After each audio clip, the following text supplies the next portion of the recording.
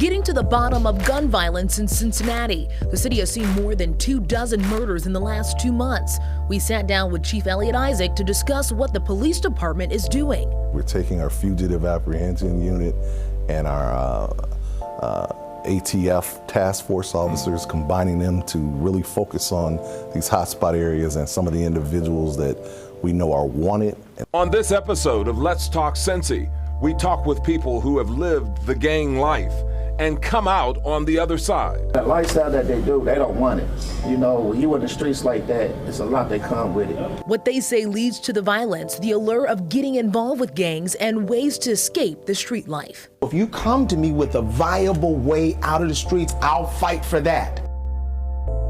Plus, community leaders weigh in, the programs in place to help everyday people take back their streets. From WLWT, this is Let's Talk Cincy.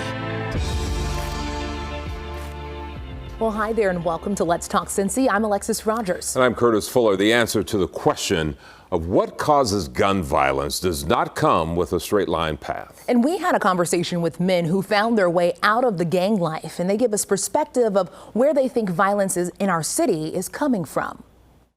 There have been dozens of murders in Cincinnati this summer, 2 as young as 14 years old. Dyron Upshaw and Ricardo Maxwell are formerly convicted felons, now businessmen in the city. They say the allure of street life blinds you to deadly violence you can face. Even for me, when I was in the streets, it really, honestly didn't seem wrong to me. Maxwell says a mixture of too much free time and lack of role models is resulting in violence. To get up in the morning to have a purpose, you know what I'm saying?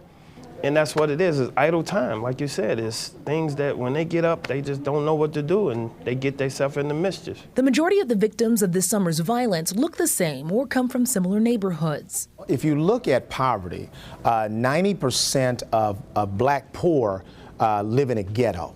In other words, in a community with same level income. If you're in a neighborhood with only people that are poor, then you learn to get good at that.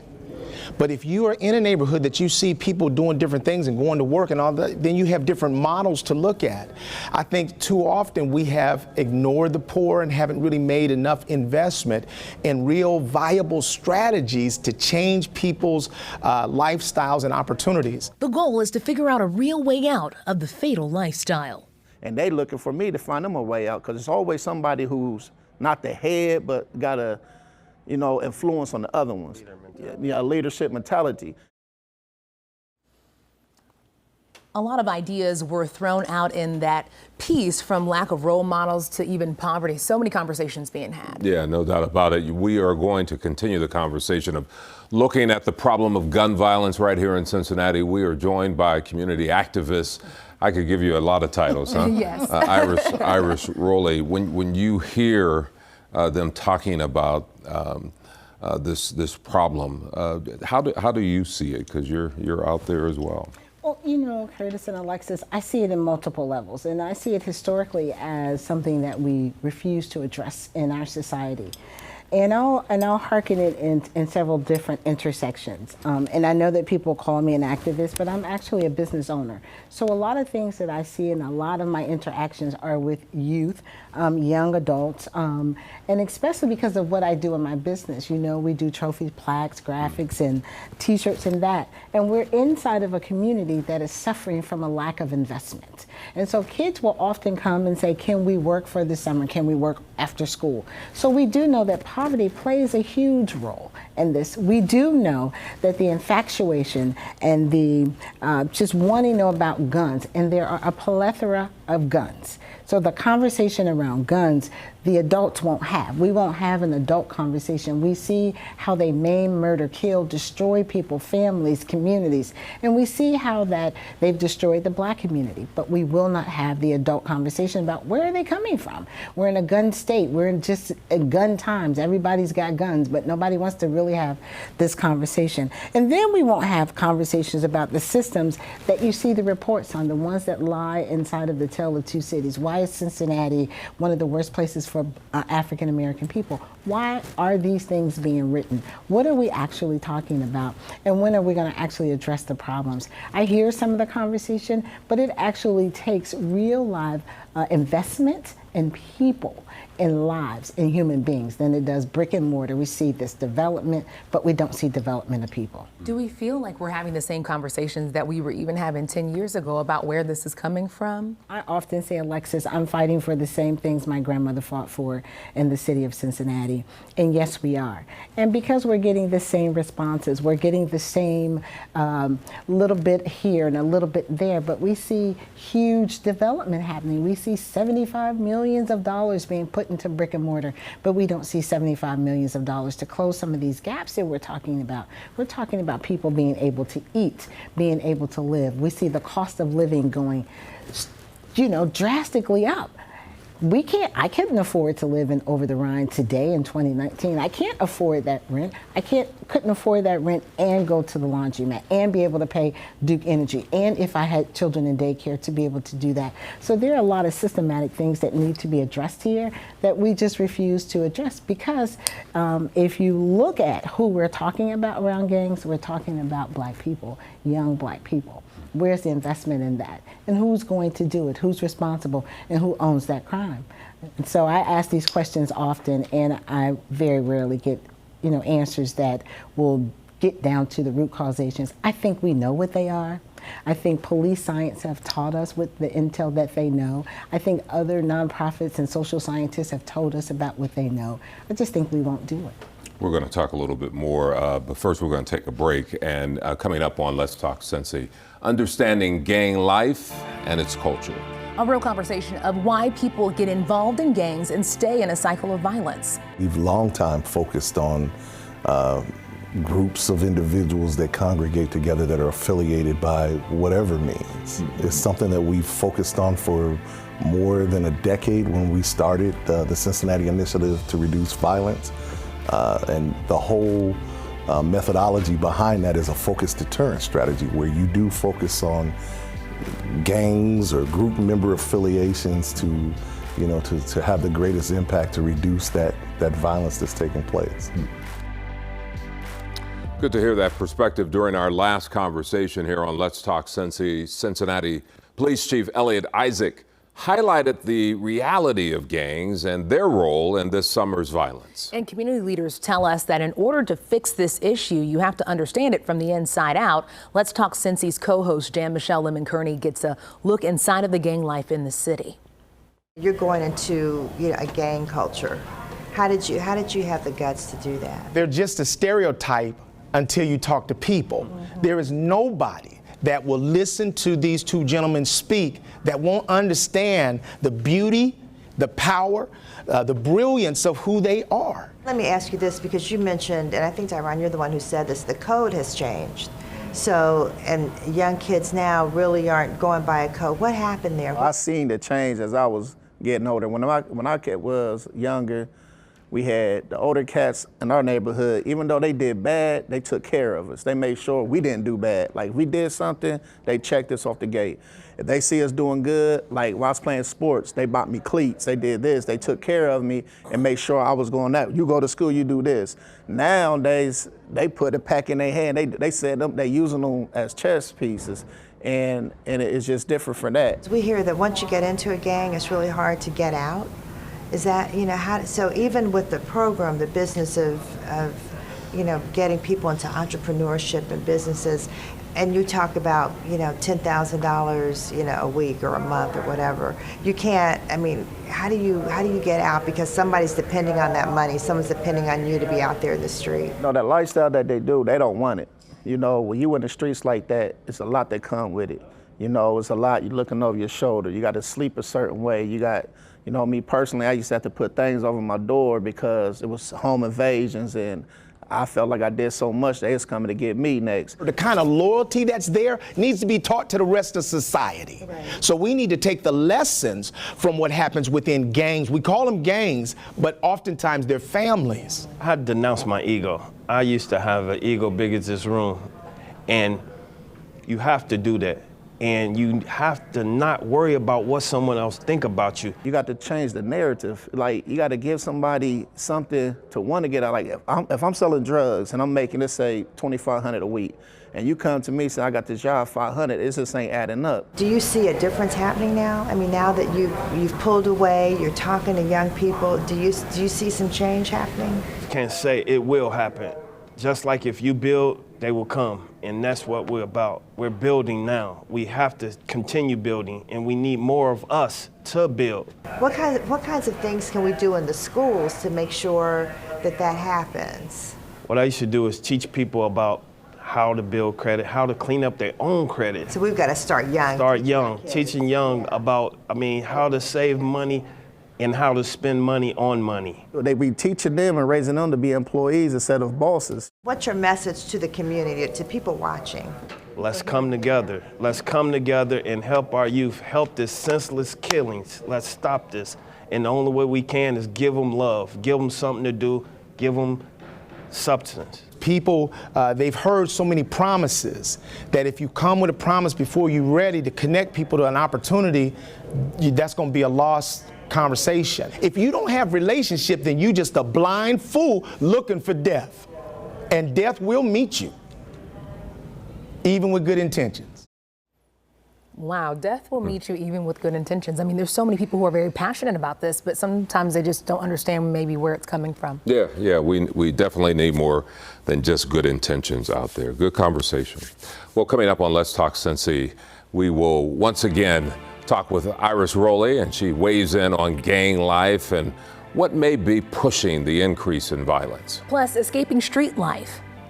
When I had met Mr. Ellis, I was actually on the opposite side of this part. I was actually the one doing the shooting and the one getting shot in.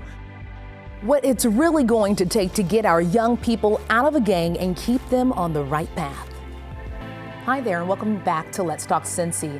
Now, we've been doing a lot of talking about the spike of gun violence in Cincinnati, and after the city's deadliest June on record with 14 people killed. Yeah, It's hard to believe that when you say 14 people. The conversation now continues with how gang life plays a role in all of this violence. We're joined once again by Iris Rowley.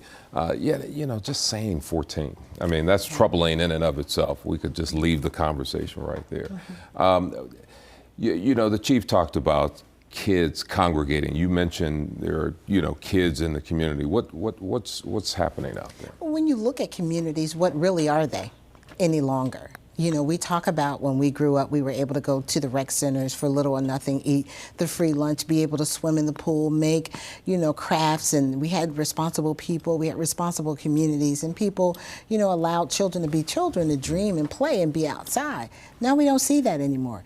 We are culpable in this society that is anti-youth, anti-dreaming, anti-growing up. We know we have all the isms out there, the racisms, all these things that keep groups of people from being exposed to want to learn, to have good education, housing, wealth, all these things that contribute to a great society.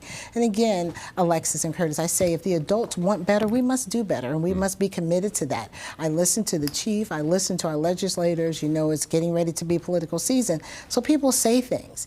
We have a process here in Cincinnati that allows us to get at the root causation, and it really bothers me that we don't use it, and that is the problem solving inside of our collaborative agreement. We're now entering to its refresh. We have recommendations back from subject matter experts to tell us what to do, and part of that is gang and gun violence. And if we don't look at what we have to make sure it's addressing the root causation, because everything isn't policeable. So where is society in all of these things? What are we truly doing in our communities and in our city? Wow. It is a dream deferred. It is a dream deferred. Hey, thank you, as always, for coming in and chatting. And keeping it real. Anytime. Well, continuing the conversations, those familiar with street life believe the solution to violence in the city lies actually within those who know what it's like to be on the other side of the law. And they call their solution the business of urban transformation. I actually am a convicted felon. How you doing, man? Good, dude. Yes, blessed. But I am an entrepreneur, so I have my own business, so I never gave up from there. where people just say, I'm a felon, can't get a job. No, make your own job if you don't have one. Just be passionate about it, and I guarantee you'll be successful. Me, I've been incarcerated myself 3 times. I've been shot 3 times. When I had met Mr. Ellis, I was actually on the opposite side of this part. I was actually the one doing the shooting and the one getting shot in.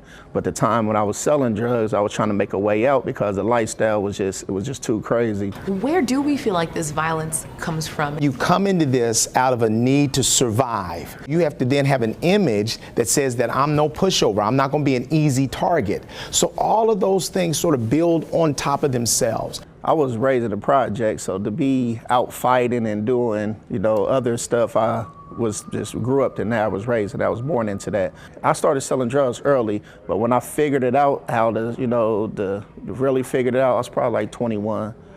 I went from, let's say, $2,500 a week to $10,000 a week. You know what I'm saying? Just off of knowing how to cook it myself. The lifestyle is fast, the lifestyle is easy. But if you give me a way out, I will protect that. So let me translate that into language that I work with every day. So I'm a diversity and inclusion consultant. I work with major corporations, government agencies, police departments on helping them to understand the value of diversity. What you just heard from these gentlemen right now, there's no way, my mind says lock that up and waste that mental talent. He's doing what he's learned and he's become shrewd and wise at it. If we look at innovation, innovation is birthed out of diversity, people who think differently. So if we want answers to these problems, we got to quit playing with it. And we have to begin to tap into the resources, the intellectual resources of people who have had to try to survive doing other kinds of things. I told my daughter this. I said, I'll give somebody $20,000 if they give me a 750 credit score, work history, and this. I learned what a credit score give you with work history for buying a house with my wife, you know what I'm saying? Right. And they don't teach us that at school, but they ain't telling me, hey, build your credit up, get you some credit cards, pay this card note, get your credit score to this. With the work history, you can go in the bank and walk out with anything. You can do this, you can do that. It's just a lot that we don't know. But if we did, we'd do it. And what we want to teach them is they don't have to go through what we went through to learn. We can tell you what we've learned, and you can learn it yourself. When we don't teach people how to be businessmen, to create generational wealth, to help others in a way where you don't feel like you're trapped, just to drive it home to people, if that does not happen, do we see this issue impacting younger and younger and younger generations? Because that's the trend that I'm seeing. All the while that I'm in the streets, I'm looking for a way out. Everything I'm doing in the streets is to get a way out. So if you come to me with a viable way out of the streets, I'll fight for that. And so that's why this model says the business of urban transformation. We're not trying to tell people just be nice today, but if you can give me a viable way to use the skill sets that I have, the intelligence that I have, then there's no way I won't take that. And that's part of our model. Our model says that we're not trying to reinvent the wheel. We're actually trying to pull together agencies that are best practices in counseling, in drug addiction, in education, in training. We're trying to develop partnerships. Mental health is a huge one, and it's going to take all of those kind of approaches if we're going to really make a dent in this. I'm committed to this not as some special program, but as a way of life. This is my life. I love these gentlemen right here. I have learned from them. I've been in his shop, and I've watched that 14-year-old kid come in and call him uncle. And I've seen them listen to every word he says. They look at him, he's good looking, he's big, he's strong, he's articulate. That means something to them. Until we start recognizing the opportunity to tap into the talent that exists out there, we're going to keep getting the same stuff. And I believe that part of the reason why I was born to this earth is to reconcile people one to another. And if I have to go it alone, I will, but I cannot make it alone. We have to be together. There's so much passion when you see that this is a lifestyle. And when speaking with these guys, I found it really interesting that they pointed out that after they got out of prison, they were only taught how to get jobs where they made $8 to $11 an hour. And that just still wasn't going to give their family what they needed. Yeah, and they need an advocate like Eric, no doubt about it. You know, they say their approach will take time, but it will be worth it. Coming up on Let's Talk Cincy, solutions don't end here. We will hear a voice and the expertise to stop the violence here in Cincinnati when we return.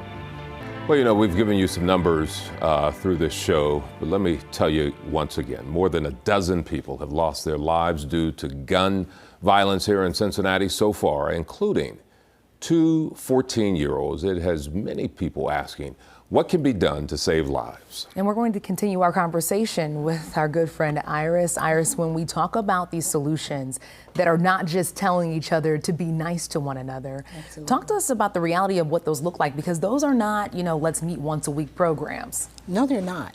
These are very hard conversations to have, and it's going to take a lot of work to get at, because we've not addressed it for so long.